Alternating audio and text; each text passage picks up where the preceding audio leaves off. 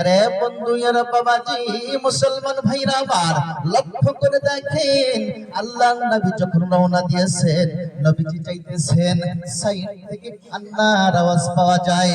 নবীজির কানের মধ্যে কান্না চলে এসেছে, কান্না ভেসে আসে।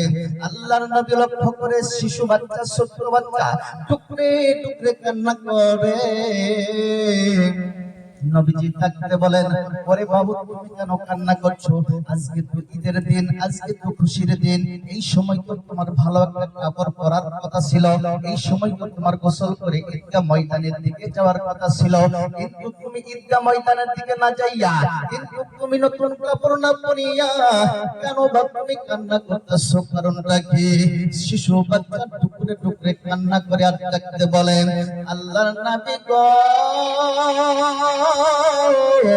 যার বাবা থাকে সেই বাবাই তো সন্তানকে নতুন কাপড় কিনে দেয়, যার মা থাকে সে মাই তো তাদেরকে গোসল করাইয়ে দেয়। নবীজি গো, আমার মা তো ছোটকালেই মৃত্যুবরণ করেছে। এখানে এমনও ব্যক্তি আছে মা অন্ধকার কবরে আছে না না? আজকে তো দোয়া কবুলের দিন, আজকে তো মুক্তির দিন, আজকে তো নিষ্পাপের দিন।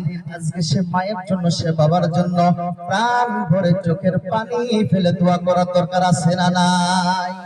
আরে বন্ধু, আল্লাহর নবী ডাকতে বলে, তোমার মা নাই? মাথার মধ্যে হাত বোলাই আর বলে, তোমার মা নাই? বলে না, মা আমার বিদায় নিয়েছে। বলে, তোমার বাবা কি হয়েছে? বলে, মা বিদায় নেওয়ার পর বাবা আরেকটা বিয়ে করেছে, বাবা তো আমার কাছ থেকে সরে পড়ে গিয়েছে, এখন আমার মাও নাই, এখন আমার বাবাও নাই। নবীজিও টুকরে টুকরে কান্দে, শিশু বাচ্চাটিও কান্দে। আল্লাহর নবী তারে কোলে উঠাইয়া নিয়ে বাড়িতে চলে গেলেন। চায় ডাকতে বলেন, আয়েশা রে, ঈদের দিনের হাদিয়া তোমার জন্য আমি নিয়ে এসেছি। আয়েশা সিদ্দিকা রাদিয়াল্লাহু তাআলা আনহা বলে, আল্লাহর নবী গো, এই হাদিয়া আপনি নিয়ে এসেছেন? আল্লাহর নবী ডাকতে বলেন, আয়েশা, আমি আল্লাহর পক্ষ থেকে এই ছোট্ট ইতিম বাচ্চাটাকে তোমার কোলের মধ্যে উঠাইয়া দিলাম। আয়েশা রে, জলদি করে গোসল করাইয়া দে, জলদি করে মিষ্টি পান করাইয়া দে, সুন্দর করে কাপড় পরিধান করাইয়া দাও। আমি একে নিয়া ঈদগাহ ময়দানে নামাজের উদ্দেশ্যে যাব। জোরে বলেন মারহাবা। এই বাচ্চাটার লোক ধরিয়া আল্লাহর নবী চাইতেছে আর ডাকতে বলতেছে, বাবা এখন কি তোমার মনের ভিতর কোনো কষ্ট আছে?